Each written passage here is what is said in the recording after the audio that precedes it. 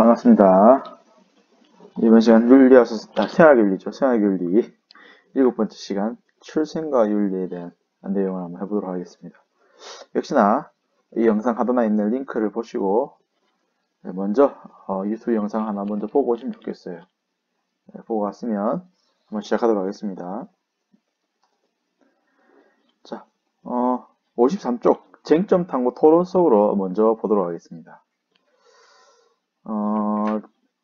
요거 책이 분명히 2015 개정이고, 그래서 2015 개정에 맞춰서 2017년도에 지금 검정을 받았는데, 작년에 이미 이 책은 완성이 되어 있었습니다.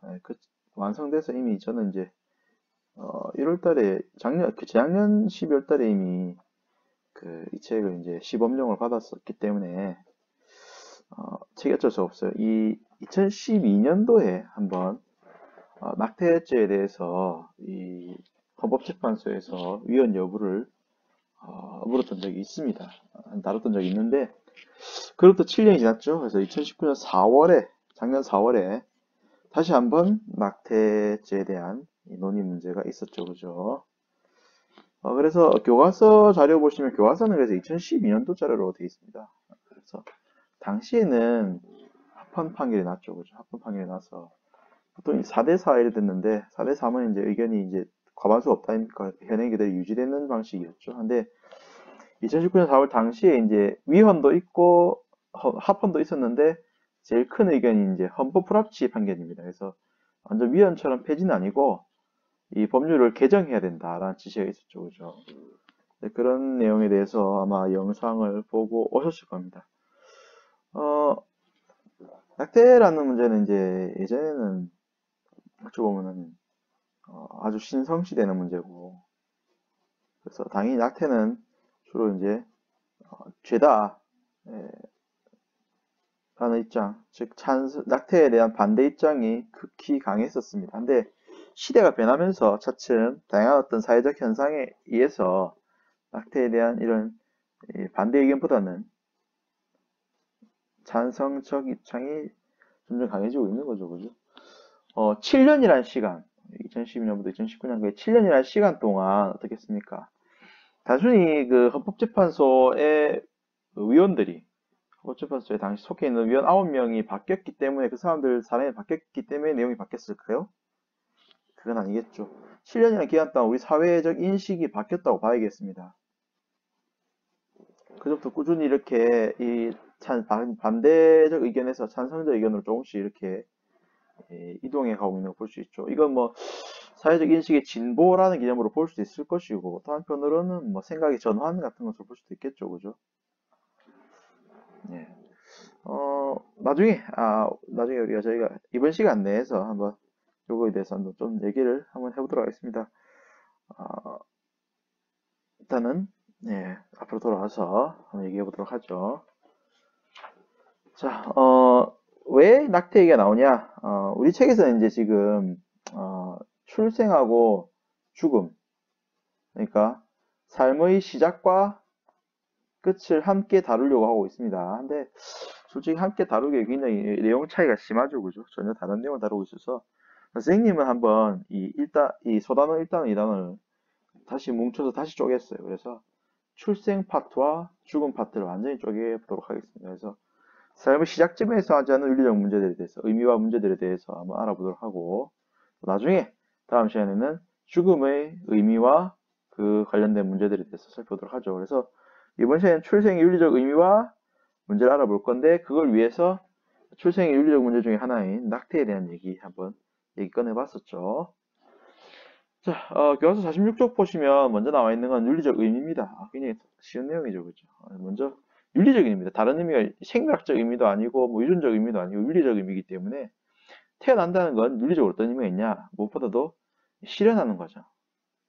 자연적 성향을 실현하는 과정 중이다. 그러니까 인간도 자연의 어떤 하나의 개체로서 그런 어떤 생명의 시작과 끝을 이렇게 맞이하는 그런 자연스러운 과정을 겪는다는 거죠.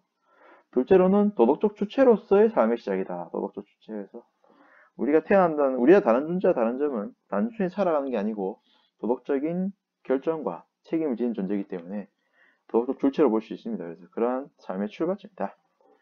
그 다음, 나로서는 그렇지만, 인간이란 종으로 볼 때는 가족 혹은 사회, 나아가서 국가, 세계 구성원으로서의 시작이다. 그래서 하나의 구성원으로서의 사회적 진입의 시작이다. 라고 말할 수 있겠죠. 책의 내용 한번 봤습니다. 그 다음에 48조에 가시면 출생과 관련된 윤리적 문제 나와 있죠. 그죠? 그래서 우리 책에서는 지금 출생 관련된 윤리 문제는 인공 임신 중절 수술, 즉 아까 얘기했던 낙태만 얘기하고 있습니다. 이전까지 교육 과정에서는 인공 임신 중절뿐만 아니라 이 인공 수정에 대한 내용도 다루고 있었죠. 그죠? 하나는 수정을 제거하는 것, 수정을 해제하는 작업이고 하나는 수정을 만드는 작업인데 이것도 문제시 될 수 있겠죠. 그죠? 근데 인공 수정에 대한 부분 지난번에 우리가 유전자 가위 얘기하면서도 한번 나왔었는데 이 시험관이라는 거는 이미 보편화되어 있죠. 그죠? 전혀 논쟁거리가 안 되고 있는 이미 그런 상황이긴 합니다. 그래서 쉽게 얘기해서 윤리적 쟁점으로서 논의하기가 좀 그렇죠. 무조건적인 찬성의 의견이 강하기 때문이죠. 이제. 유전자 가위 영상에서 봤듯이 옛날에 시험관도 굉장히 큰 논쟁거리였죠. 그죠? 인간이 감히 자연적인 어떤 그 생식 과정을 침범을 해? 이런 식의 논의가 있었는데 시간이 지나고 시험관 아기가 솔직히 말해서 의학적으로 굉장히 안정적으로 되면서 또 많은 불임 환자들을 도와줬기 때문에 사회적 이익이 공리가 훨씬 크기 때문에 합법화되고 오히려 이제 확산화되고 있는 추세죠. 그죠? 더불어서 좀 안타까운 이야기도 하지만 의사가 이제 이 산업화를 거치면서 이제 차츰 사회가 선진화되면서 이 결혼 정년기가 늦춰지고 있습니다. 결혼을 늦게 한다는 얘기죠. 직장을 다 잡고 어느 정도 기반을 마련한 다음 결혼하는 경우가 늘고 해서 또 결혼에 대한 가치관도 많이 변화하면서 결혼 자체가 이렇게 막 옛날처럼 굳이 젊을 때 막 하지 않죠. 그래서 노산이라 해야 되죠. 나이 든 사람들이 결혼하는 경우가 많죠. 그죠? 노산은 산모에게 해당되는 경우가 많다. 그런 부분에서 시험관이 많이 요구되고 있어요. 오히려 정부에서는 그래서 지원금을 줍니다. 이런 시험관 하기에 대해서는. 이런 인공수정이라든가 이 불임 난임 치료죠. 좀 어려운 말로 하면 포괄적으로 보면 난임 치료입니다. 난임 치료에 대한 지원금을 오히려 주고 있는 상황이죠. 그래서 시험관도 있고 시험관 외에는 뭐 있습니까? 뭐 대리모 같은 문제가 이 대리모는 솔직히 좀 문제가 될 수 있겠죠. 이 대리모 문제가 좀 빠졌는데 아마 책에서 제가 봤을 때 다룰 만한 부분은 따로 없네요. 그죠? 원래 대리모 문제가 좀 있습니다. 대리모 문제가 좀 있는데 그런 문제도 있고 시험관은 괜찮고 그 다음에 이제 그 배우자 외 인공수정이죠. 배우자 외 인공수정이라 해서 그 정자은행 같은 데서 정자를 사가지고 수정하는 경우 이런 경우도 문제될 수 있는데 일단 지금 이 파트에서는 안 다루고 있습니다. 그러니까 논의를 제외하도록 하겠습니다.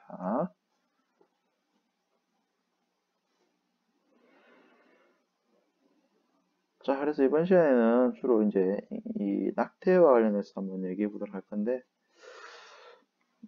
우리 이제 현행, 아직 아까 봤듯이 2019년 4월 4일자로 위헌 판결이 났는데, 이제 헌법재판소에서 법률의 불합치를 바탕으로 개정을 요구했습니다. 개정을. 그래서 이 모자보호법이라는 것이 이제 바뀌어야 됩니다.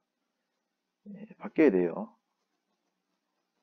개정이 돼야 돼요. 개정. 좀 어려운 말로 개정이 돼야 되는데, 아직 안 됐어요. 기준이 안 나왔기 때문에.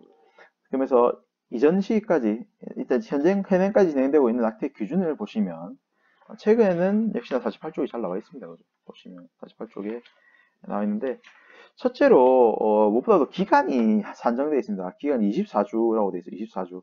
왜 24주냐? 뭐 영화 28주 후 봤어요?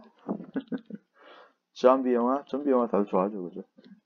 부산행 이런 거 좋아하시는가 모르겠는데 그런 관련이 있는지는 아니고 의학적인 소견 때문인데 나중에 배우게 되겠지만 체외 생존기간 관련되어 있습니다. 체외 생존기간 체외 생존 혹은 뭐 자궁 외 생존기간 이렇게 말할 수 있겠죠. 요것 때문에 이렇게 선정되어 있는 거고 요것도 한번 나중에 살펴보도록 할 겁니다. 내려놓고 24주 이내라는 기간 내에 다음과 같은 경우에 허용될 수 있다는 겁니다. 그래서 유전적 질환이 예상될 경우, 다음 성폭행에 의한, 그러니까 완전히 강제에 의한 임신이라든가 의학적 이유, 그러니까 산모의 생명이 위태롭다든 이런 이유에 허용될 수 있다고 되어 있습니다. 하지만 역시나 뭐 봤던 건, 그러니까 이런 경우가 아니면은, 이런 경우이지 않은 경우 대부분 다 뭐 성폭행 같은 것도 반자의적인 어떤 임신인데, 꼭 반자의적인 아니더라도 비슷한 경우로서 비자의적인 혹은 비의도적인 임신도 있을 수 있지 않겠습니까? 그럼 비의도적인 임신에 대해서 무조건적으로 나라는 게 그냥 이런 상황이 생기는 거죠, 그죠?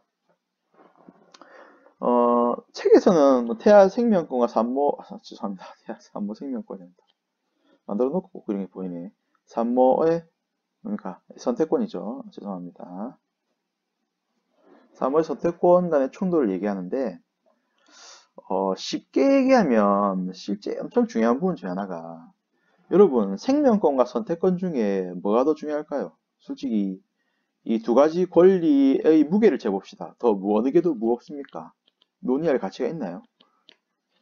그렇죠. 이게 솔직히 자연말로 우리가 흔히 말할 때 생명권이 훨씬 더 높을 수밖에 없습니다. 예를 들어 봅시다. 지금 밖에 화재가 났어요. 화재가 나가지고 탈출해야 되는 상황이죠. 그렇죠. 그런 상황에서 어, 나보고 지금 문을 열라고 그럽니다. 근데 나는 문을 열기 싫어. 난 내 지금 자율적으로 봤을 때 문 열기 싫어. 그럼 아무리 문 열라 그래도 안 열 수 있습니까? 이건 말이 안 되죠. 그죠? 사람이 죽는 문제이기 때문에 뭐 내가 문 열기 싫다 이런 건 상관없는 거죠. 무조건 열어야 되는 거죠. 그죠? 대표적인 예로 이제 지금 보시면 알겠지만 소방차 같은 경우 여러분 보시면 길이에 보면은 이제 전에는 노란색 실선 혹은 노란색 점선이 있었죠. 근데 최근에 추가된 것이 빨간색 실선이 있습니다. 빨간색 실선. 요건 뭐냐면 여기에 주차하면은 이 차는 이제 소방차가 지날 때 깔아 뭉개고 갈 수 있습니다. 그거에 대해서 법적 책임을 안 진다는 얘기입니다. 그러니까 개인의 사적 재산권이 중요하지만은 재산권보다 중요한 게 뭡니까? 생명권이나 안전권이죠, 그죠? 그러니까 당연히 이거 무시될 수 있다는 거죠. 이 기본적인 헌법 가치입니다, 그죠? 충분히 이해할 겁니다. 그래서 당연히 한물 자율권과 태아의 생명권 자체를 비교한다는 건 조금 어찌 보면 어이가 없죠, 그죠? 근데 그래서 나온 얘기가 뭐냐면 태아를 어떤 인격체로 볼 수 있는 이 기간 문제가 있다는 거죠. 기간 문제. 언제부터 인간으로 볼 것인가가 또 중요한 문제가 될 수 있습니다. 솔직히 출생을 바로 하루 앞둔 아기를 낙태한다는 건 낙태가 아니겠죠. 누가 봐도. 그건 살인 행위가 될 수 있습니다. 그래서 어느 정도 낙태가 인정되기 위해서는 뭐 의학적 소견이 많이 바탕이 돼야 되겠지만 이 태아를 언제부터 인간으로 볼 것인가라는 시점 문제가 굉장히 중요합니다. 그래서 좀 이따 24주 문제를 한번 또 얘기할 거예요. 자, 이런 거 한번 내려놓고 한번 생각해 봅시다. 왜 이렇게 우리 딴 게 아니고 앞으로 돌아와서 왜 7년간의 이 시간이 지난 이후에 낙태에 대한 찬성 의견이 강해졌을까를 한번 생각해 보면 우리 사회가 굉장히 조금은 많이 변화했다는 걸 볼 수 있습니다. 사회 양식 자체가 어, 최초로 낙태 자체가 이렇게 좀 공론화됐던 것, 낙태 얘기를 하지 말고 낙태 이전에 피임도 솔직히 어찌 보면 굉장히 그죠? 원래 낙태보다 우선시돼야 되는 게 피임 아니겠습니까? 그러니까 피임을 잘한다면 낙태는 얘기도 안 되겠죠. 지금도 낙태 반대론자들 중에서는 피임 쪽으로 가야 된다라는 얘기를 많이 하는데 실제 피임도 어찌 보면 옛날에는 굉장히 이 자연적인 것을 거스르는 걸로 볼 수 있었겠죠. 그죠? 근데 언제부터 이 피임이 공식화되고 좀 더 이 체계적으로 갖춰지게 됐냐면은 여성들의 사회적 진출과도 관련이 있습니다. 여성의 사회적 진출.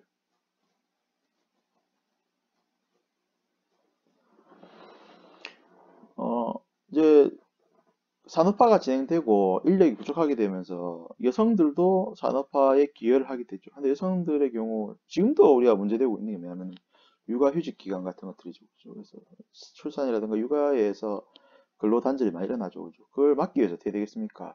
그렇죠. 임신과 출산을 조절하는 게 필요하겠죠. 그죠? 그러니까 어느 정도 기간만큼은 확보를 하고 이 기간 동안은 애를 갖지 않도록 하는 방안이 필요했던 거죠. 그래서 이 근대화가 진행되면서 또 피임 문제는 punkt 됐고 이것이 좀 일종의 산업화가 가능하게 됐던 거죠. 그죠? 마찬가지입니다. 그죠? 이 피임뿐만 아니라 낙태도 어찌 보면 이런 여성의 사회적 진출과 더 깊이 관련이 있는 거죠. 이전시기까지 솔직히 여성들, 그러니까 이전시기라는 표현이 굉장히 옛날 얘기입니다. 그죠? 근데 이전시기겠죠. 여성이라는 존재를 바라볼 때, 우리가 사회적으로 봤을 때, 이 가정을 책임지는, 가정에 머무는 그런 어떤 전업주부가 대표적인 형식이었습니다. 전업주부였던 만큼, 그래서 뭐, 애를 가지고 낳고 하는 것이 굉장히 안정적이었죠. 또 여기에 더해서 기본적으로 옛날에는 보수적인 결혼관이 작용했어요. 그래서 남녀가 사랑을 하면은 결혼을 하고 결혼을 한 이후에 뭐 성관계를 한다든가 이렇게 된다는 거죠. 그래서 전통적인 결혼관은 굉장히 보수적이었습니다. 또 애 생기면 우리 무조건 결혼해야 되는 거고 뭐 얘기했겠죠 조금. 그러다 보니까 이 출산이라는 것과 결혼이라는 것은 완전히 결합되어 있었던 거예요. 하지만 지금은 아니란 거죠, 그죠? 더 이상 출산이 결혼의 이유가 되지도 못하고 또 여성이 출산을 위해서 가정에 대기하는 것도 아닙니다. 또 더불어서 이 동거 뭐 좋은 건 아니죠. 이것도 무조건 좋다고 볼 수는 없는 것 같은데 뭐 그렇다고 또 무조건 나쁘다 이 부분도 약간 좀 우리 사회의 어떤 인식의 변화가 있는 시점이죠. 그죠? 이것도 딱 이렇게 끊어서 말하긴 그렇겠지만 남녀 간의 동거 개념 자체가 이제 최근에 이제 조금씩 유연하게 작용하고 있어요. 그러다 보니까 결혼을 하진 않더라도 결혼은 안 하더라도 동거는 하게 되고 동거 과정에서 자연스럽게 어떤 성관계 같은 것도 이어질 확률이 높은 거죠. 그때 한데 어떤 착오라든가 실수에 의해서도 그렇죠. 당연히 결혼할 건 아닌데 만나서 사랑하다 보니까 갑작스럽게 애가 생겼다. 이런 경우 이 둘의 의도와는 전혀 상관없는 부분에서 그렇게 된다면 더 문제가 되겠죠. 그죠? 그러니까 사회 전체가 조금은 자유롭고 좀 개방적이고 자유롭고 개방적이고 또 사회적인 진출이라든가 이런 직업적인 의미도 커지고 이러 되면서 이런 낙태 문제가 더 이상은 기존의 제도, 근대적인 제도로서는 유지될 수 없다는 걸 알았다는 거죠. 그래서 바뀌지 않았을까. 그런 의미에서 본다면 이 아까 얘기했던 이 임시 중절에 대한 찬반 논쟁의 의의가 거기 있는 거죠. 그죠? 최근에 됐듯이 최근에 이제 페미니즘 운동 같은 데 보면 알겠죠. 여성의 사회적 진출이라든가 여권 신장, 여성의 인권 신장 문제가 급격히 대두되고 있습니다. 그런 상황에서 여성의 발목을 잡고 있는 문제가 큰 문제가 뭡니까? 바로 이런 출산에 대한 문제죠. 그죠? 그래서 여기서도 여성이 자신의 신체에 대한 충분한 권리를 주장하고 그래서 누릴 수 있도록 해야 된다는 측면에서 낙태를 일정 부분 허용해야 된다는 것이 여성계 측의 여성계의 입장이 될 수가 있는 거죠. 그죠? 자, 조금 논의가 빙빙 돌았어요. 그죠? 여러분들 한번 정리해보는 기회가 되기 바랍니다. 크게 보면은, 이 낙태에 대한, 여기 찬생은 낙태죄입니다. 낙태죄. 낙태죄에 대한 찬성 논거죠. 낙태를 법으로 금지하는 거죠. 이거에 대한 내용인데, 찬성 논거, 낙태를 금지하는 거니까, 태아를 인간으로 보죠. 첫째로. 생명인은 인간으로 본다는 거, 근본적으로. 그래야지 생명권이 성립하겠죠. 그죠? 그래서 존엄하고, 또, 보통 이제, 태아가 잘못이 있는 거 아니죠. 태아가 산모의 뱃속에 들어간 건 태아가 의도한 게 아니고 누가 의도한 겁니까?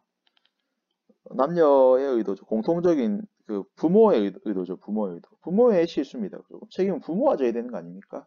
왜 무고한 태아가 죽어야 됩니까? 이런 얘기 할 수 있겠죠. 그 다음에 비록 초반에 굉장히 극초반에도 솔직히 우리 인간으로 보기 힘든 부분이 있습니다. 하지만 잠재성을 가지고 얘기한다면은 똑같다는 거죠. 그죠? 충분히 인간으로 볼 수 있다는 겁니다. 충분히 인간으로. 그런 게 찬성 논가 되겠죠. 그러니까 방금 얘기했듯이 대부분 찬성 논거들은 태아를 인간으로 본다는 기본적인 관점이 깔려 있습니다. 왜 인간인가에 대해서도 얘기하고 있고요. 그죠?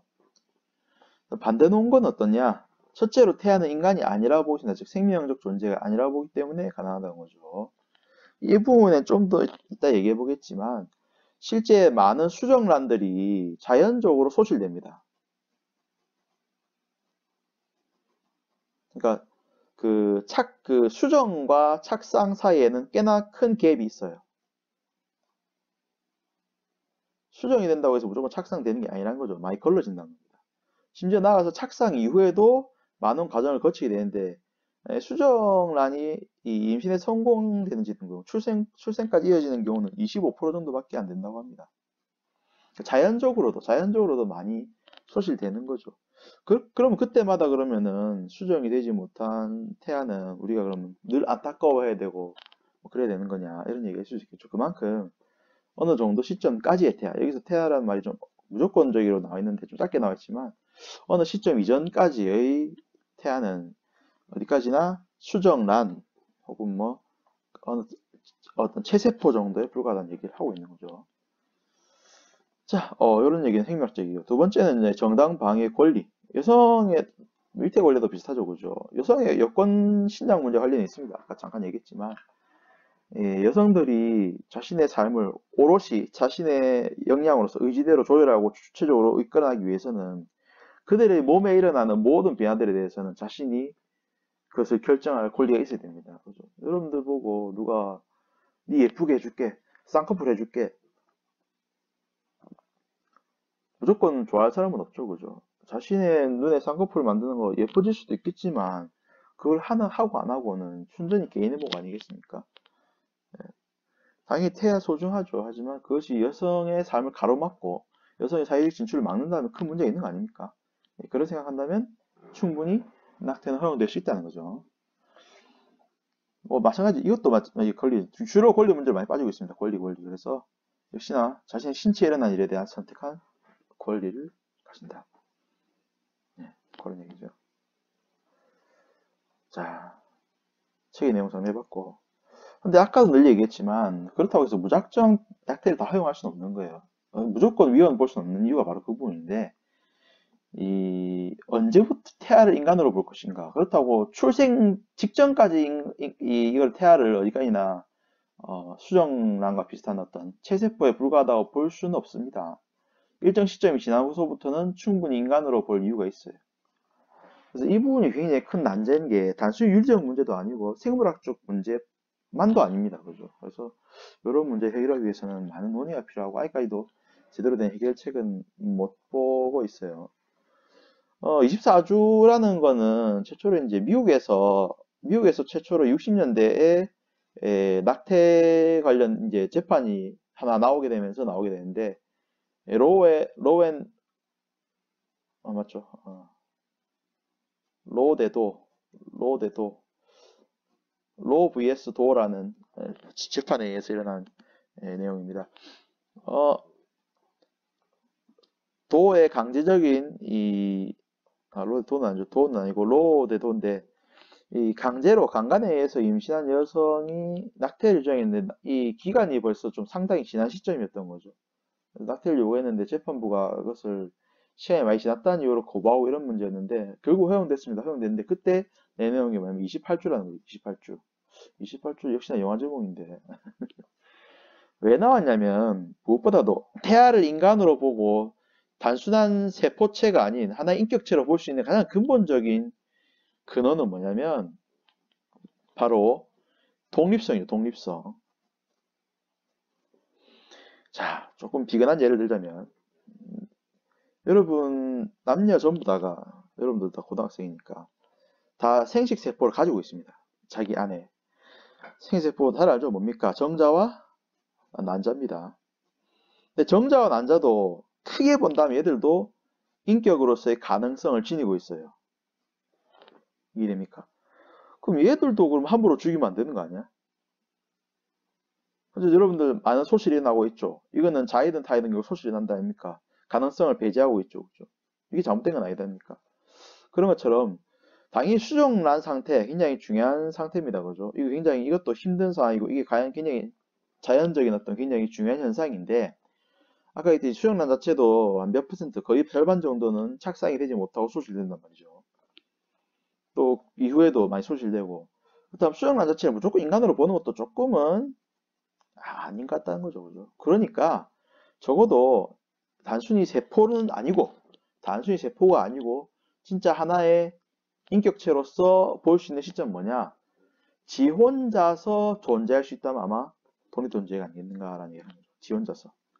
지 혼자 존재한다는 건 뭡니까? 우리 엄마의 자궁 속에서 존재하는 다가 이제 어떤 이유로 해서 배출된단 말이에요. 배출됐을 때 비록 이 의학적 도움 받겠죠. 인큐베이터라든가 뭐 이런 이 촉진 어떤 이 의학 기술을 직접 받게 되겠지만 적어도 모체의 도움은 안 받더라도 생존할 수 있다면은 모체 없이도 생존할 수 있다면은 그건 아마 생존 충분히 독립적인 존재로 볼 수 있는 시점이 아닐까라고 해서 당시 미국에서 6, 70년대 가능했던 의학 수준에서 볼 때는 28주 정도가 진짜 만에 하나 이 시기에 배출됐을 경우 의학적으로 살릴 가능성이 높아서 이 시기를 어떤 중요한 시점을 잡았던 거죠. 우리나라 경우에는 80년대인가 만들어진 걸로 알고 있는데 24주는 한 20년 지났지 않습니까? 그래서 의료기술 발달로 4주가 땡겨진 거죠. 그래서 24주 정도가 이 체외 생존 가능 시기였기 때문이죠. 법률 위반 당시에. 법률 위반 당시가 90년대였나? 그런가요? 기억이 잘 안 나네요, 저도. 한데 알다시피 문제가 뭐냐면 이 체외 생존 기간은 나일론이면 나일론 고무줄 예상합니다. 고무줄. 이게 뭐냐면은 충분히 늘어날 수도 있고 충분히 줄어들 수도 있습니다. 쉽게 얘기해서 줄어들 가능성이 높죠. 의학 기술이 발달할수록 비록 미성숙한 상태로 태어났다 할지라도 배출됐다 할지라도 살릴 가능성이 높고 심지어 진짜 만약에 먼 미래에 간다면은 수정부터 탄생까지 인공 자궁에서 가능할 수도 있습니다. 그렇게 된다면 이거는 굉장히 임의적이고 임시적인 어떤 기간에 불과하다는 거죠. 그래서 24주는 문제가 되는 겁니다. 그죠? 그렇다고 해서 다른 기간을 산정하기도 참 쉽지는 않아요. 먼저 출생설은 아까 얘기했듯이 너무 심하죠. 그죠? 뭐 태어나기 전날까지도 인간 아니라 그렇게 볼 수 없는 겁니다. 뭐 칠삭동이 팔삭동이 그러니까 좀 일찍 태어난 아이들이 많거든요. 그다음 태동설, 움직임을 보고 태아로 본다. 이것도 의미가 있겠는데, 근데 이건 굉장히 태동, 움직임 말 자체가 조금 굉장히 모호하고 임의적입니다. 다음 뇌파설. 우리 뇌파설은 뭐 때문에 나오냐면 뇌사 때문에 나옵니다. 뇌사 때문에. 그러니까 뇌를 인간 시점의 어떤 중요한 시점을 본다면 뇌 탄생 시점을 인간의 시점을 보는 게 좋겠지 않겠느냐라는 식으로 해서 보통 뇌파가 검출된 시기가 70에서 80일 정도니까 이 시기를 인간으로 보자. 근데 이것도 굉장히 이른 시기가 되겠죠. 그죠? 이른 시기가 돼서 실제 이걸 적용하게 되면 어떻게 됩니까? 낙태는 더욱더 하기 힘들어집니다. 지금보다 오히려. 그죠? 보세요. 24주면은 7이 14, 4, 150일 되네요. 그죠? 하지만 뇌판 78실이니까 지금보다 오히려 제도적으로 강화될 수가 있는 거죠. 그래서 의미가 없는 거예요. 이 밑에 오는 게 다 의미가 없는 거죠. 뇌파설 비슷한 게 심장설이죠. 그죠? 이 심장을 인간의 삶의 중심으로 보게 된다면 심장 탄생 주기 한데 이거 8주밖에 안 돼요. 그리고 잉태설 같은 경우는 뭐 알 수 없죠. 여러분 임신 자체를 확인하는 거는 이미 착상이 되고 난 이후입니다. 그죠? 그래서 이건 의미가 없는 거죠. 수정도 마찬가지죠. 수정설 같은 경우를 주장하게 되면은 이거는 거의 이제 그 종교계 엄격한 이런 가톨릭이라든가 기독교계에서 인정하는 부분이고 실제로 적용하기 굉장히 힘들죠. 그죠? 그래서 여전히 아직까지도 유일한 어떤 이 태아를 인간으로 볼 수 있는 시점은 체외 생존설밖에 안 되는데 이 체외 생존설 자체가 지속적으로 당겨지고 있다는 게 문제인 거죠. 그죠? 이렇게 보게 되면 참 이 낙태 문제라는 것은 영원한 난제, 논쟁 문제가 아닐 수가 없습니다. 그래서 만약 생각해서 먼 미래에 진짜 우리 이미 수정도 시험관으로 다 한다 아닙니까? 시험관으로 해가지고 강제로 수정을 시키고 이제 지금은 실제 자궁에 착상을 시켜서 키우지만 만약 인공 자궁 같은 게 만들어지게 된다면 거기에 착상시켜 키울 수 있다면 그때 어떤 모체가 더욱더 엄마라는 존재가 필요가 없게 되죠. 그럼 태아는 처음부터 독립적인 존재가 되니까 인간으로 봐야겠죠. 그죠? 그런 상황이 벌어지니까 참 이 부분은 전 세계적으로 해결하기 곤란한 문제다. 볼 수 있겠습니다. 수업이 첫 시간부터 굉장히 길죠. 그죠? 어찌 보면 이제부터 본격적인 단원이 시작되는 거죠. 그죠? 내용 하나하나가 좀 무게감이 있습니다. 그죠? 나중에 중간에 가면 또 쉬운 것도 나옵니다. 뭐 가족윤리라든가 뭐 소비윤리, 의식주윤리 이런 것이 있는데 아무튼 좀 고생 좀 하네요. 자, 과제는 53쪽 토론 속으로 뭐 내용은 비록 올드하다 할지라도 이미 지나간 내용이지만 그래도 낙태에 대한 자신의 입장과 그 근거를 한번 적어보시기 바랍니다. 자, 긴 시간 수업 들어주셔서 감사합니다. 자, 다음 시간에 만나요. 안녕.